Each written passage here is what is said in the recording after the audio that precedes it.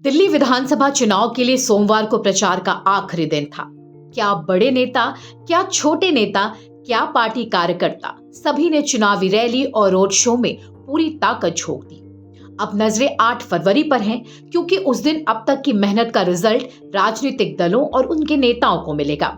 लेकिन उससे पहले है 5 फरवरी 2025 बुधवार का दिन, जिस दिन दिल्ली की सभी 70 सीटों पर वोट डाले जाएंगे। अभी तक जो हमने आपको बताया ये अमूमन आप सभी जानते हैं, लेकिन आज मैं यानी विनीता त्रिपाठी अपने एक्सपीरियंस से आपके सामने कुछ पॉइंट्स रखने जा रही हूँ, जो मैंने अपने पिछले 1.5 महीने की ग्राउंड रिपोर्ट के दौरान देखा, जो समझा। और सच मानिए तो 2025 के चुनाव में मैंने दिल्ली के उन हिस्सों, उन तंग गलियों को देखा, उन मुद्दों को नजदीक से जाना, उन सड़कों पर निकले जिस रास्ते पर शायद ही कभी दिल्ली की सत्ता में 10 सालों से बैठी आम आदमी पार्टी का कोई नेता या मुख्यमंत्री गया हो। अब बात मुख्यमंत्री की हो रही है तो शुरुआत उन्हीं की सीट से करते हैं, लेकिन यहाँ बात पूर्व यानी एक्स सीएम अरविंद केजरीवाल की हो रही है। नमस्कार। जो हर बार की तरह इस बार भी नई दिल्ली विधानसभा सीट से चुनावी मैदान में है। अरविंद केजरीवाल 3 बार से इसी सीट से जीतते आ रहे हैं, लेकिन इस बार यहाँ त्रिकोणीय मुकाबला दिख रहा है। नई दिल्ली के अंतर्गत आने वाले इलाकों में जब हमने वोटरों से पूछा कि क्या केजरीवाल जी चुनाव जीत रहे हैं, तो यकीन मानिए जिस अंदाज में इस बार इस सीट की पढ़ी लिखी, सरकारी नौकरी करने वाले और बिजनेस करने वाले लोगों ने जो कहा, वो केजरीवाल एंड पार्टी के लिए अच्छे संकेत नहीं कहे जा सकते। वही एक बेईमान फिल्म आई थी, तो उसका ये गाना बहुत बड़ा अच्छा याद आ रहा था मुझे अभी कि जय बोलो बेईमान के, बेईमान से बनते बंगले बाग बगीचे, ऊपर पंखे चलते नीचे पाँव ताले के नीचे। तो ये लोग उसमें से है ये। और नहीं, इसने कोई ज़्यादा वो नहीं किया, देखे लोगों को छोटी छोटी रेवड़ी सी, और उसी में ये खुश होना चाह रहा है। और क्या हालत हुआ है आनंद विहार पे, मैंने सीन देखा था कोरोना के अंदर, लोग वह कैसे भटक रहे थे। बेड़ा कर दिया, सत्यानाश कर दिल्ली का, मतलब फ्री का आज के बंदों को कहते हैं पंजाबी वर्ड निखित कर दिया है। तो फ्री की आप देखो ना, आप वर्ल्ड की किसी कंट्री को देखो, जहाँ जहाँ फ्री का कुछ हुआ है सत्यानाश हो गया। वो आम जनता को गवर्नमेंट से क्या चाहिए? शिक्षा चाहिए, स्वास्थ्य चाहिए, बिजली चाहिए और रोड चाहिए,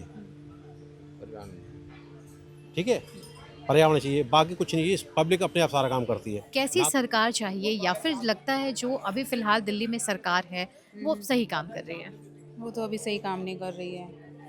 बाकी क्योंकि इन्होंने शराब घोटाला वगैरह इतना किया था, तो उससे बहुत लेडीज़ें परेशान हैं इस चीज़ से। बाकी जो ये 2100 रुपये और ये 1000 रुपये, मुझे तो नहीं लगता ये आगे सक्सेसफुल रहेंगे, क्योंकि बिजली का उन्होंने बोला था, उसके बावजूद भी इतना बिल आता था हमारा, तो अभी भी इतना बिल आता है।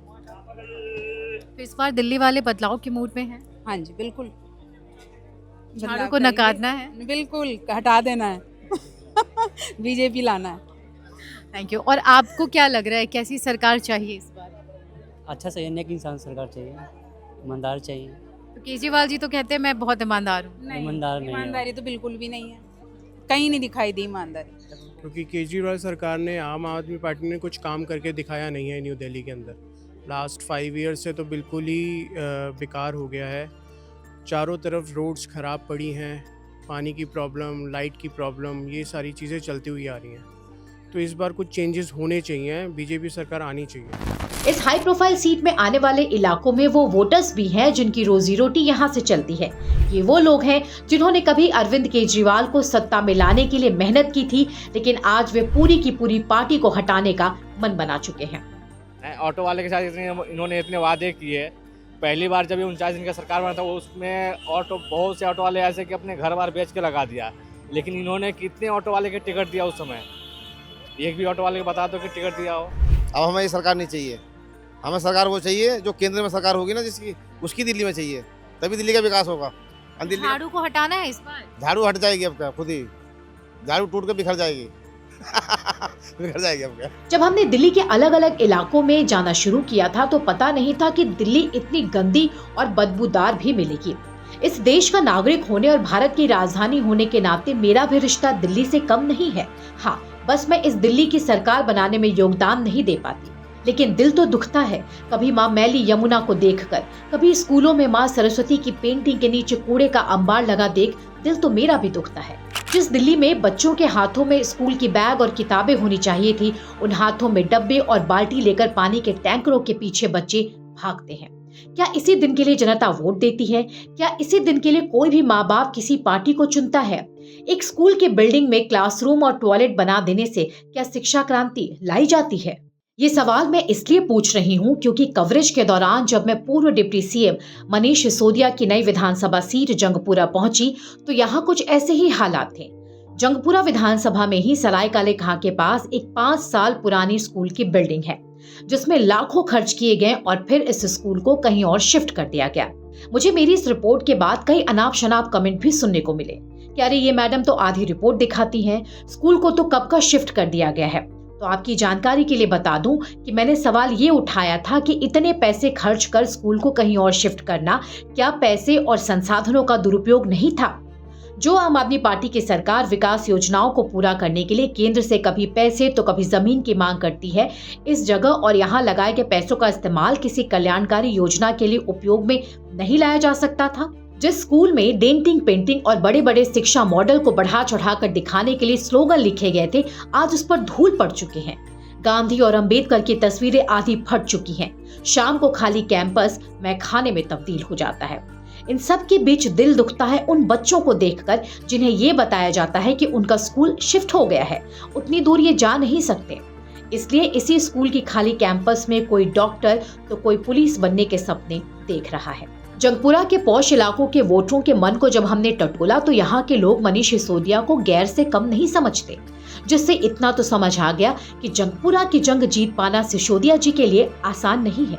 10 साल भरोसा करके हम ठगे गए, हम लोग आम आदमी पार्टी के साथ ठगे गए, ठग लिया इन्होंने हमें। अब ठगे नहीं जाएंगे, हम आम आदमी पार्टी को वोट नहीं मिलेगा। मैडम सिसोदिया जी हम जानते ही नहीं, सिसोदिया वो होगा मुख्यमंत्री होगा, मुख्यमंत्री होगा, हमारे यहाँ तो अनजान आदमी है। दरअसल दिल्ली की जनता फ्री पानी और फ्री बिजली से भी नाराज नहीं थी, लेकिन एक पर एक फ्री शराब ने कई लोगों के घरों को बर्बाद कर दिया, युवाओं को शराब भी बना दिया। भला ऐसी सरकार, ऐसे शिक्षा मंत्री किस राज्य की जनता चाहेगी? शिक्षा मंत्री का काम होता है बच्चों को शिक्षा देना, स्कूल बनाना, न कि गली गली में शराब की दुकानें खोलना। खैर, अभी तो दिल्ली की और तस्वीरें आपको दिखानी थी। चुनावी तापमान बढ़ रहा था तो मौसम का तापमान नीचे गिर रहा था। बारिश और ठंड के बीच हमारा अगला पड़ाव था दिल्ली के मुख्यमंत्री आतिशी जी का विधानसभा क्षेत्र कालका जी। उस दिन मौसम देखकर तो लगा आज का दिन ठीक नहीं है। इतनी सी बारिश में हमें अपनी गाड़ी में बैठकर 2 घंटे तक इंतजार करना पड़ा, लेकिन इसी बारिश ने हमें सीएम साहब के क्षेत्र की बदहाल सड़कों के दर्शन भी करा दिए। थोड़ी सी बारिश ने बता दिया कि दिल्ली के पौष इलाकों में आम आदमी पार्टी की सरकार ने क्या काम किया है। मैंने अपनी उस दिन की रिपोर्ट में दिखाया था कि 1 साल से सड़कों को खोद कर रख दिया गया है। सड़कों के किनारे जो गंदगी है, बारिश की वजह से वो बीच रास्ते में आ जाती है। बच्चे अपने माँ बाप के कंधों पर बैठ के मेन रोड तक आते हैं क्योंकि सड़क बनाने के नाम पर महीनों से सड़कें खुदी पड़ी हैं, कभी पाइपलाइन बिछाने के लिए तो कभी सड़कों की मरम्मत के नाम पर। कालका जी में कवरेज के दौरान बचते बचाते जब हम गोविंदपुरी के झुग्गी में पहुंचे तो अंदर तक अंधेरा, खुली हुई नालियां और हमारे ऊपर से गुजरती बिजली की उलझी तारें। ये सिर्फ शुरुआत थी। हमें यहाँ वो सच्चाई पता चली जो पहले हमें पुरानी फिल्मों में देखने को मिलती थी। यहाँ रहने वाले लोग पानी के लिए किसी एक इंसान पर निर्भर थे। आज जहाँ हर घर नल योजना के जरिए देश के रूरल एरिया में भी पाइपलाइन से साफ पानी पहुंचाया जा रहा है, वहीं राजधानी दिल्ली की इस झुग्गी के अंदर पानी किसी एक इंसान के कंट्रोल में रहता है, जो 24 घंटे में सिर्फ 1 घंटे एक गली को पानी देता है और उसके बदले में अपनी कमाई करता है। एक बात जो मुझे यहाँ समझ आई कि यहाँ के लोग भी खुशी खुशी उस पैसे को दे रहे हैं क्योंकि उन्हें पानी तो मिल रहा है, क्योंकि शिकायत और सरकार के भरोसे तो वे प्यासे ही मर जाएंगे। पानी का पैसा नहीं देती हैं आप? पैसे देते हैं तो फिर पानी फ्री नहीं मिला है आपको? नहीं, जो खोलता है वो लेता है। कौन खोलता है मतलब?